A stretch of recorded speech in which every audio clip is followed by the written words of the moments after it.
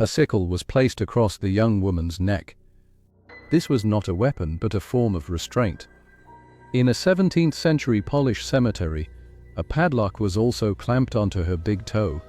But recent forensic work reveals a contradiction that makes this story more disturbing. The true source of terror was not in the grave, and a single elegant object found with her body reveals the truth of her identity.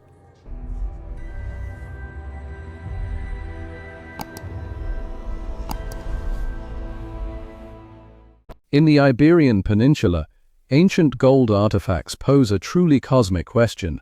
Among the treasures, some objects are forged from a metal not from Earth.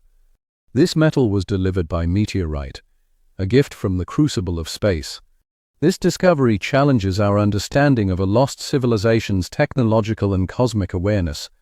Our investigation begins with the legendary collection known as the Treasure of Vilina. Unearthed in 1963, this hoard contained 59 exquisitely worked objects. Intricate bowls, flasks and bracelets made up this 20-pound golden find. 18 pounds were 23.5-carat gold, but two items defied this consistency. Amidst the gleaming gold, a researcher noticed a strange dark leaden metal. A strange bracelet and a hollow hemisphere appeared completely out of place here. The metal was shiny in some patches, yet covered with a rust-like oxide. This chemical reaction was entirely alien to the nature of non-reactive gold. Concrete details finally emerged from a technique known as mass spectrometry analysis. This method measures the mass-to-charge ratio of molecules to identify their elements. It revealed the iron in these pieces contained an extremely high concentration of nickel, the Cumbeliad Ocean. This unique chemical signature is the telltale marker of genuine meteoritic iron. The interpretation became unavoidable. These two artifacts are of extraterrestrial origin. This profound finding opens up an entirely new and shocking line of inquiry. How did a Bronze Age society work with metal that fell from the sky? This was centuries before their local Iron Age, making the feat seem impossible. The next case block concerns the timeline of the treasure's creation. The central claim, established by the most recent studies, is that the Vilina artifacts were crafted sometime between 1400 and 1200, before Common Era. The primary contradiction lies in how this date range conflicts with the established timeline of human technological development. This period firmly belongs to the latter part of the Bronze Age, an era defined by the alloy of copper and tin. The Iron Age, when humanity began to smelt and forge terrestrial iron, would not commence on the Iberian Peninsula for another 500 years. The very concept of ironworking should have been unknown. The strongest concrete detail supporting this chronological conflict is the three-age system itself, the foundational model of European prehistory that charts the progression from the Stone Age to the Bronze Age and finally to the Iron Age. The Vilina treasure, with its extraterrestrial iron components, appears 5 centuries too early. One plausible interpretation is that the ancient Iberian metalsmiths did not need to smelt ore because they had direct access to the raw material. A fallen meteorite would have provided them with a pure, workable metal. Through a process of trial and error, they could have learned its unique properties and incorporated it into their most valued creations, possibly viewing it as a sacred or celestial material. Another contributing factor could have been contact with other cultures, such as the Phoenicians, who introduced new metal-working techniques to the peninsula. But what remains unknown is the precise sequence of events. Did they recognize the material's celestial origins, or did they simply value it for its rarity and unique properties? And did this knowledge give them a technological edge, however brief, over their contemporaries? This leads to the mystery of the Iberian people themselves. The claim is that they were a sophisticated and artistic culture, evidenced by their mastery of metal work, ceramics and sculpture. But what does not add up is our profound inability to understand their language. While we have recovered their script, the language it represents remains almost entirely unknown, creating a barrier between us and the minds of the people who crafted the treasure of Vilina. The strongest concrete detail is the existence of over 2,000 known Iberian inscriptions, found on everything from tombs and coins to lid plates and cave walls. Despite this relative abundance of text, linguists have deciphered only a handful of words. The language is unclassified, a non-Indo-European tongue that faded away over 2 millennia ago with no surviving relatives to aid in translation. The only potential link is to Basque, another language isolate in Europe, based on some slight similarities in their numerical systems. One interpretation is that the Iberians adopted the alphabet of the Phoenician traders, but applied it to their own, pre-existing language in a unique way, creating a script that looks familiar but encodes a completely alien linguistic structure. The result is a frustrating paradox. We can see their words, and in some cases we can even guess how the characters sounded, but we cannot grasp their meaning. What remains unknown is everything locked within that language. Their history, their beliefs, their myths, and perhaps even an explanation for the celestial metal in their treasure. All of it is lost in a code we have yet to break. Our final case block on this civilization examines its social structure. Based on archaeological evidence, the claim is that Iberian society was highly stratified, with a wealthy elite controlling vast resources. The contradiction is the stark contrast between our detailed knowledge of this upper class and our almost complete ignorance of the majority of the population. The strongest concrete details come from elite burial practices. By the 7th century before Common Era, a class of Iberian princes had emerged, engaging in trade with the Phoenicians and enjoying luxury goods. Their tombs are lavish, filled with rich artifacts and sculptures that offer a window into their fashions and lifestyles. Cremation was the preferred funeral rite, and the wealth interred with the dead speaks to their power. An interpretation of this evidence suggests a society built upon a large agricultural class, whose labor supported the artisans and the ruling elite. We see evidence of grain cultivation in the north, olive oil production in the region of Valencia, and animal husbandry in the west. Yet after the 6th century before Common Era, the number of these elaborate burials dropped significantly, suggesting that such customs became even more exclusive. The lives of the farmers, soldiers, and laborers who formed the backbone of this civilization are a mystery. What remains unknown is not only the daily reality for the common people, but also the ultimate fate of the Iberian civilization itself. Some theories suggest a catastrophic earthquake, but no definitive proof exists. A culture advanced enough to work metal from the stars and develop a unique written language simply vanished, leaving behind more questions than answers. Throughout human history, one element has held a singular, almost mystical power over our imagination: gold. The investigation into its value begins with a modern claim of a monumental discovery. A group of geologists in China reports finding a supergiant gold deposit. The find consists of approximately 40 gold veins containing an estimated 330 tons of gold ore. What does not add up, however, is that this is only the beginning. Three-dimensional modeling suggests that at a depth of around 9,800 feet, several hundred more tons may lie waiting. If confirmed, the total deposit could approach 1,500 tons. The strongest concrete detail is the estimated value of this potential find, approximately $83 billion. The ore itself contains an average of 4.9 ounces of gold per ton. While this may sound small, it is considered a high-grade indicator in the gold mining industry, where even 0.35 ounces per ton can be deemed a success. If the projections are accurate, this would become the largest gold mine in the world, surpassing the South Deep mine in South Africa with its 1,025 tons. What remains unknown is whether the deep reserves predicted by the models can be economically extracted, and what impact such a massive influx of gold could have on the global market. This discovery prompts a more fundamental question: why this metal? The claim is that gold's value is rooted in both practical and psychological factors. For centuries it has been a universal symbol of power, wealth, and prestige.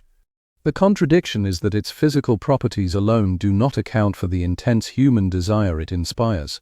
There seems to be an almost genetic memory, a collective belief in its intrinsic worth that transcends cultures and eras.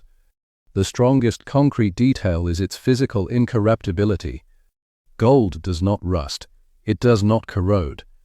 It can be stored indefinitely without deteriorating, making it a uniquely reliable store of value compared to currencies that can collapse or assets that can decay. It is tangible and visually appealing, a stark contrast to digital assets like Bitcoin, whose value is based on consensus, or fiat money, whose value is backed by government authority. The interpretation is that gold possesses a value of its own, independent of systems, supported only by its physical reality and millennia of human belief. It is used in jewelry, electronics, medicine, and aerospace, but its primary role remains that of a safe haven for wealth. What remains unknown is whether this long-standing psychological grip is unbreakable. Could humanity in the future collectively decide that this shiny metal is nothing more than that, and what would be the consequences? The investigation continues by comparing gold to its elemental rivals. The claim is that gold is uniquely suited to be the world's primary precious metal. But why not others from the periodic table? The contradiction appears when we consider other metals. Cheaper metals like copper, iron, and lead all corrode. Aluminum is not durable. Silver is softer, tarnishes, and deforms more easily. On the other end of the spectrum, metals like platinum and palladium are more expensive than gold, but they are far too rare and difficult to mine to serve as a widespread monetary base. You cannot mint a large number of coins from them. The strongest concrete detail in this comparison is gold's perfect balance of properties. It is rare enough to be valuable, but common enough to be used. It is durable enough to last millennia, yet soft enough to be easily worked into coins and jewelry. And subjectively, its luster is considered more beautiful by many cultures than the alternatives. The interpretation is that no other metal occupies this same sweet spot of beauty, durability, and practical rarity. What remains unknown is how much of this preference is based on objective properties versus deeply ingrained cultural tradition. Finally, we must examine the process of its extraction. The claim is that gold is so expensive because it is incredibly difficult to acquire. The romantic image of a prospector panning for nuggets in a river is a tiny fraction of the reality. The contradiction lies in the immense industrial-scale effort required to produce even small amounts. The strongest concrete detail is the multi-stage modern mining process. Geologists identify sites where the concentration of microscopic gold particles is high enough to be noticeable. Miners then drill holes, plant dynamite, and blast hard rock into fragments. These pieces are transported to factories and put through crushing machines, grinding the ore into gravel. This gravel then enters massive rotating drums filled with steel balls, which pulverize it into a fine powder. This powder is mixed with water and then subjected to chemical solvents to finally leach out the gold. The interpretation is clear. The laborious, time-consuming, and expensive nature of this process is a primary driver of its cost. Only about 10% of the world's known gold deposits contain enough of the precious metal to be profitable to mine. Of all areas known to contain gold, less than 0.1% are suitable for productive mining.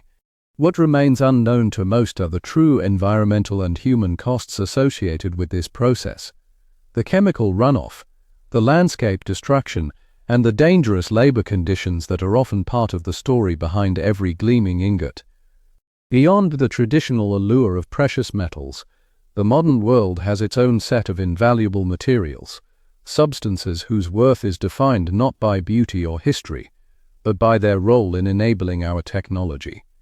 One such material is helium, often called liquid gold. The claim is that helium is a critically precious resource. What does not add up for many is the disconnect between its common public image, the gas used to inflate party balloons, and its indispensable industrial applications. The strongest concrete detail lies in its unique physical properties. Helium is lightweight, superconducting, and capable of reaching ultra-low temperatures. This makes it essential for cooling the superconducting magnets in MRI machines, maintaining stable temperatures for rocket fuel during launches, and cooling nuclear reactors. Divers also breathe a helium-oxygen mix to prevent pressure-related illnesses during deep dives. The interpretation is that helium is a cornerstone of modern medicine, aerospace, and energy, a fact largely invisible to the public. Its value is purely functional, yet utterly critical. As a finite element on Earth, are we managing our global helium reserves with the foresight that its importance demands?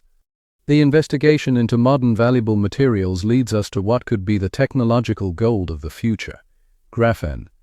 The claim is that graphene has the potential to revolutionize technology in the same way silicon did. It is not just one of the most durable materials known. It is also highly conductive, flexible, water-repellent, non-toxic, and possesses antibacterial properties. The contradiction is the gap between its incredible theoretical potential and its current, still developing real-world applications. Graphene batteries have demonstrated the ability to charge more than 70 times faster than conventional lithium-ion batteries and to last 3 times longer, all while being cheaper and more environmentally friendly to produce. The interpretation is that graphene could be the key to a new technological leap, impacting everything from energy storage and electronics to medical equipment and construction. Derived from graphite, one of the largest deposits of which is located in South Australia with 200 million tons, the raw material appears abundant. What remains unknown is the timeline for overcoming the engineering and manufacturing hurdles required to bring graphene-based technologies out of the lab and into mainstream consumer and industrial products. When will this revolutionary potential be fully realized? New technologies are not only shaping our future, they are radically rewriting our understanding of the past.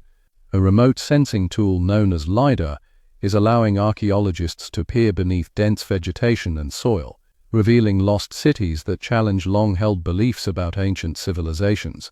The first case file opens in North Macedonia, near the village of Cernabuki. For decades, the claim was that a small collection of ruins there represented nothing more than an old defensive outpost.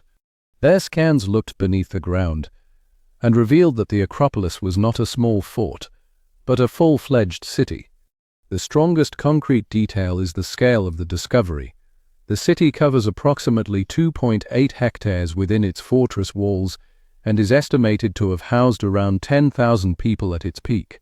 Among the artifacts found was a reusable clay theater ticket, a type of object unique to North Macedonia, strongly suggesting the presence of a large public theater.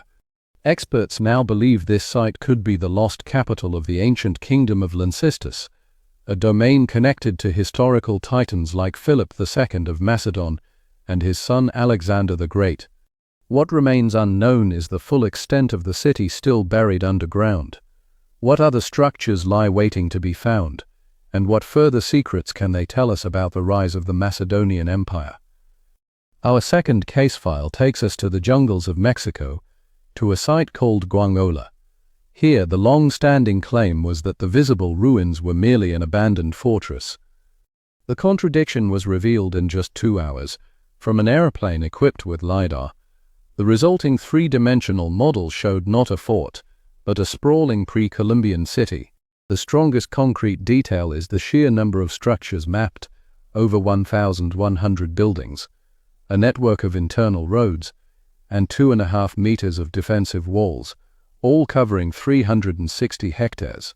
The city, built by the Zapotec people between the years 1350 and 1521, had a well-planned urban layout, including temples, ball courts, and distinct neighborhoods for elites and commoners. The interpretation is that the Zapotec civilization was far more urbanized and organized in this region than previously understood. They were skilled engineers, using the natural drainage of the mountainous terrain to provide water to the city. What remains unknown is the vast amount of information contained within the 1,170 buildings identified by the scan. A full study will take years and promises to reshape our understanding of Zapotec society and their interactions with the Spanish upon their arrival. The final case file comes from the Amazon rainforest, a region that has long been the subject of a powerful and misleading claim that ancient Amazonian people lived only as small, nomadic groups in temporary huts. The contradiction to this narrative is a massive city, revealed by LiDAR, hidden beneath the forest canopy in the shadow of a volcano. The strongest concrete detail from this scan is the evidence of complex, large-scale urban planning. Researchers identified 6,000 rectangular platforms, each about 66 by 33 feet, arranged in clusters around plazas. These were connected by a network of perfectly straight roads, one of which ran for an impressive 16 miles. Building such straight roads is far more difficult than following the natural landscape, and suggests significant ceremonial or political importance. The interpretation is a complete reversal of the old theory. This city, built 2,500 years ago and inhabited for nearly a millennium, suggests that tens or even hundreds of thousands of people lived in complex urban societies. The civilization thrived on rich volcanic soil, but that same volcano may have led to its demise. What remains unknown is the full scale of this society. The next step is to scan the adjoining 116 square miles. Could this civilization prove to be even larger than the well-known Mayan cities of Mexico and Central America? The evidence suggests that our history books may need a significant revision.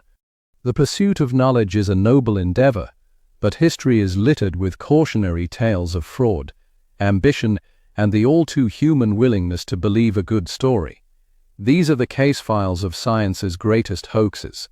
The first case begins in 1912 in the village of Piltown, England. The claim, trumpeted by newspapers, was that the first humans appeared in Britain, not Africa. Amateur archaeologist Charles Dawson, seeking scientific renown, announced he had found the fossilized bone fragments of a transitional creature between apes and humans. He partnered with Arthur Smith Woodward, a respected geologist, and together they presented the Piltown Man to the world. The contradiction, however, would not be exposed for decades. For years, textbooks were rewritten, and generations of students memorized the Piltown Man as fact. The strongest concrete detail that unraveled the fraud came in 1949 with the advent of new dating technology. Tests revealed the skull was only about 50,000 years old, not the hundreds of thousands claimed. An even greater shock followed. The skull and jaw did not belong to the same species. They combined a modern human skull with the jaw of an orangutan, filing down the teeth to make them appear more human-like and staining the bones to match the local gravel. What remains unknown is the full extent of the conspiracy. Was Dawson the sole architect of the hoax, or were others in the scientific community complicit in their desire to believe that humanity's cradle was in England? Our next case file takes us to late 19th century Paris, where museums were voraciously collecting ancient artifacts. The claim centered on a spectacular gold tiara, said to have belonged to the ancient Scythian king Saitaphanes. The claim centered on a spectacular gold tiara, said to have belonged to the ancient Scythian king Saitaphanes. The Louvre Museum, believing it to be a masterpiece of ancient craftsmanship, paid a fortune for it. The contradiction came a few years later in a most unexpected way. An entrepreneurial goldsmith from Odessa read an article about the Louvre's magnificent acquisition and began to laugh. The strongest concrete detail is the goldsmith's own testimony. He recognized the tiara instantly because he had made it himself. It was a modern piece commissioned by local dealers who had apparently neglected to tell him they planned to pass it off as an ancient treasure. The interpretation is that the museum, in its eagerness to acquire a world-class artifact, was duped by clever dealers. The Louvre was deeply humiliated, and the tiara still holds a world record as one of the greatest goldsmith frauds in history. What remains unknown are the precise motivations of the dealers. Were they simply opportunistic merchants, or was it a calculated plot from the very beginning to fool one of the world's most prestigious institutions? The investigation moves to Cardiff, New York, in 1869, Workers digging a well made a shocking claim. They had uncovered the petrified body of a 10-foot-tall man. The Cardiff giant became an immediate sensation. Crowds flocked to see it, paying 50 cents a ticket. Preachers declared it proof of the giants mentioned in the Bible. The contradiction was the man who had orchestrated the entire affair. The strongest concrete detail is the confession of George Hull. Hull, a tobacconist, had commissioned the carving of the giant from a block of gypsum, all to win an argument with a reverend about the literal interpretation of the Bible. He simply wanted to prove how easily people could be fooled. The interpretation is that the Cardiff giant was a hoax born not of greed but of a desire to expose human credulity. The Iron Age on the Iberian Peninsula was still 400 to 700 years away. The strongest concrete detail providing a solution to this puzzle comes from a chemical analysis, which is mirrored in another famous artifact, the iron dagger from the tomb of Pharaoh Tutankhamun. Like the dagger, the scepter and bracelet were found to have a high nickel content, the unmistakable signature of meteoritic iron. The interpretation is that Bronze Age people, while unable to smelt terrestrial iron ore, could and did work with iron that fell from the sky. These objects, crafted from a material that had traveled millions of years through space, would have been considered immensely valuable and perhaps magical. They are the oldest known items made of meteoritic iron on the Iberian Peninsula. What remains unknown is how these ancient people perceived this celestial metal. Did they understand its cosmic origin, or did they simply see it as a rare and wondrous gift from the earth? This leads to other cases where the past unexpectedly reveals its riches. In 1992, a man named Eric Lawes was helping a farmer in Suffolk, England, search for a lost hammer with his metal detector. The claim that follows is one of accidental discovery. Instead of a hammer, Lawes unearthed the largest collection of gold and silver from the late Roman period ever found in Britain. This became known as the Hoxne hoard. The contradiction is that this life-changing discovery, worth millions, did not belong to the finder or the landowner. The strongest concrete detail is the hoard's inventory: silver spoons, gold jewelry, over 500 gold coins, and around 14,000 silver ones. The interpretation is governed by law. Under the Treasure Act in the United Kingdom, such finds belong to the Crown. The hoard now resides in the British Museum, a priceless window into the wealth and turmoil of Roman Britain. The treasure was likely buried for safekeeping by a wealthy family during a period of crisis, who then never returned to retrieve it. What remains unknown is the identity of this family and the specific fate that befell them. Our investigation moves to the Mediterranean coast of Israel in 2015. The claim begins with scuba divers exploring the seabed after a strong storm. They discovered the seafloor littered with gold coins. The contradiction is that these were not from a recent wreck, but were ancient gold deniers. The strongest concrete detail is their age.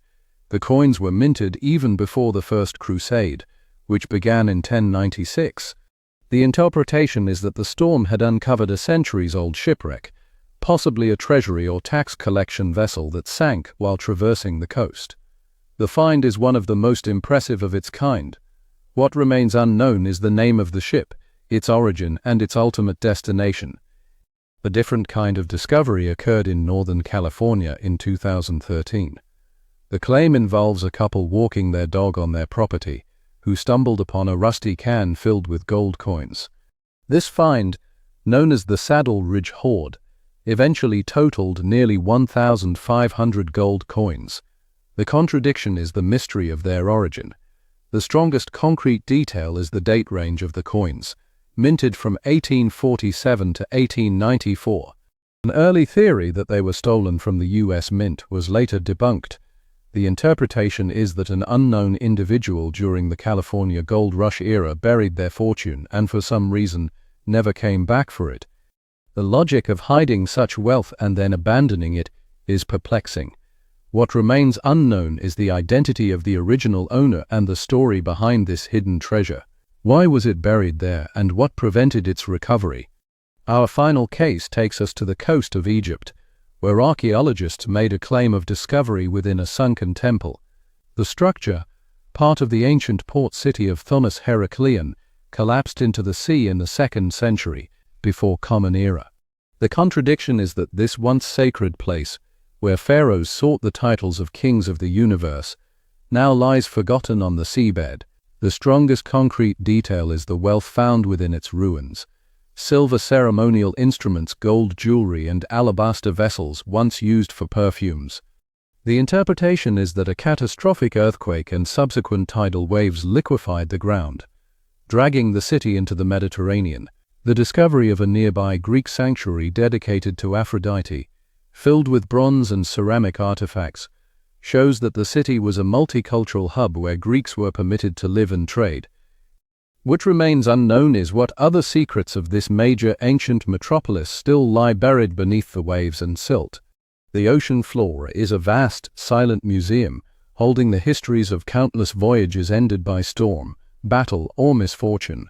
For modern treasure hunters, it also represents a repository of immense wealth, but discovering it is often the beginning of a new conflict.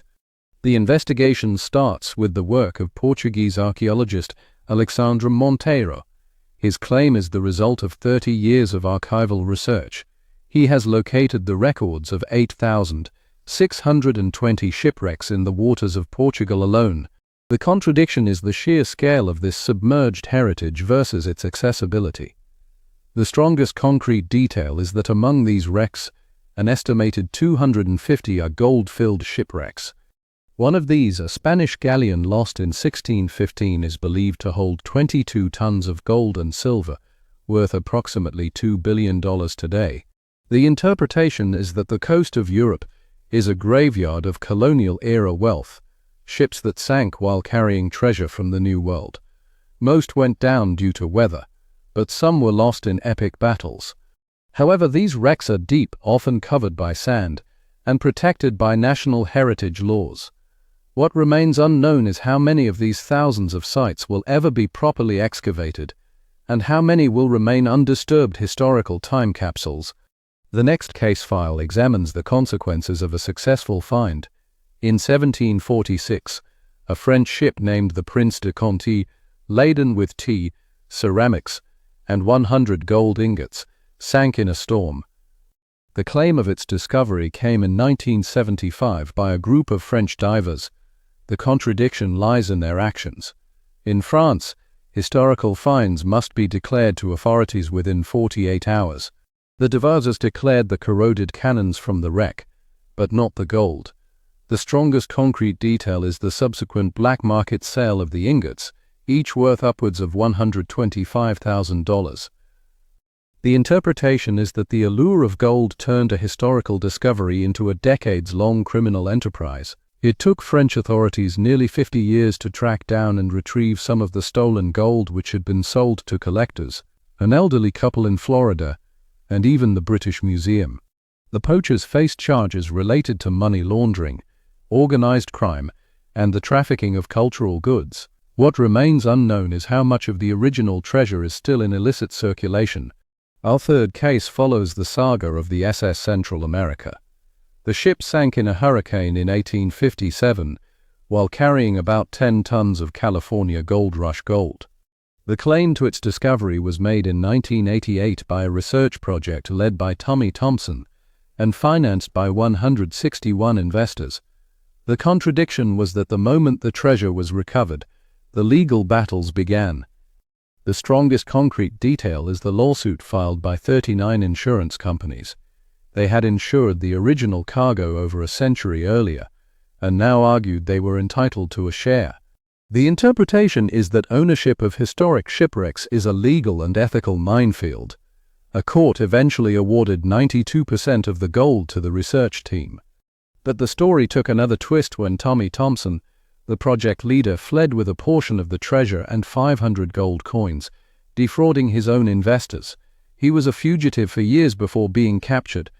What remains unknown to this day is the location of the 500 gold coins he is said to have hidden away.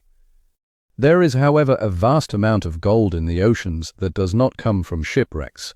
The claim is that there is an estimated $771 trillion worth of gold on the ocean floor.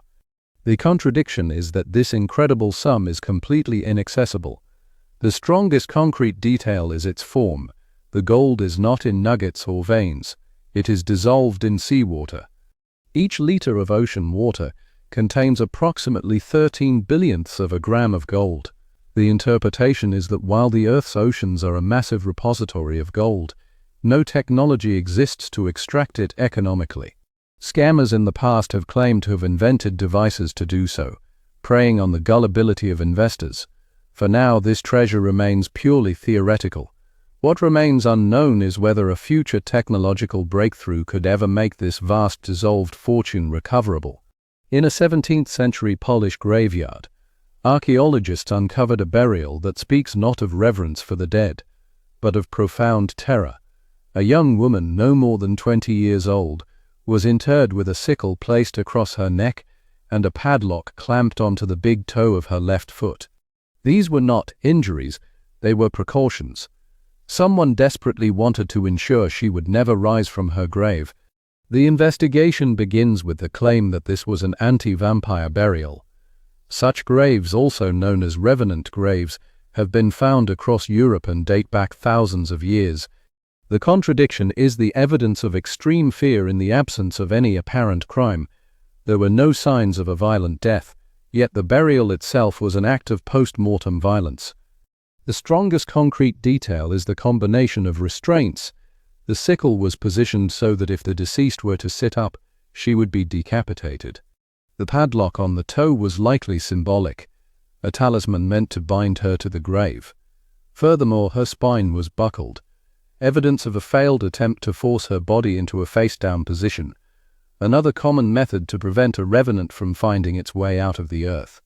The interpretation is that this young woman was deemed a supernatural threat by her community. The methods used, placing stones on the body, piercing it with a stake, or decapitation, were all part of a folk tradition designed to keep a suspected demonic being from leaving its grave. What remains unknown is what this specific individual did to provoke such extreme measures. The next case block attempts to identify the victim, whom researchers have named Zozia. The claim, based on the location in a cemetery seemingly used for marginalized individuals, was that she was likely poor and an outcast. The contradiction to this theory comes from the artifacts found with her body. The strongest concrete detail is the remnants of a stylish silk bonnet, decorated with shiny silver and gold threads. This was an elegant and expensive headdress, indicating that Zosha likely came from a wealthy or high-status family. The interpretation is that her status did not protect her. It may have even made her a target. Her presence in this particular graveyard, despite her apparent wealth, suggests she was an outsider in the village of Pien for reasons other than poverty. Perhaps she was accused of witchcraft, or suffered from a disease that was misunderstood and feared. What remains unknown is the true story of her life, and what led to her being cast out by her community and buried in such a terrifying manner. The final case block concerns the modern attempt to restore her identity. The claim is that technology can give a voice, or at least a face, to the forgotten. Scientists used DNA extracted from her skeleton, along with an analysis of her skull structure, to create a forensic reconstruction of what she might have looked like. The strongest concrete detail is the three-dimensional printed model of her skull, upon which specialists meticulously rebuilt her facial features with modeling clay. The contradiction is a striking one. A community 400 years ago did everything in its power to erase this woman and prevent her from ever being seen again. Today, technology has brought her face back to life, and her image is now seen by people all over the world. The interpretation is that this act of reconstruction is an attempt to restore the dignity and humanity that were stripped from her in death. It serves as a powerful reminder of the real person buried beneath centuries of superstition and fear. We now know, based on a physicist's calculations, that if even one vampire had existed in the year 1600 and fed once a month, the entire human population of 537 million would have been extinct by 1602.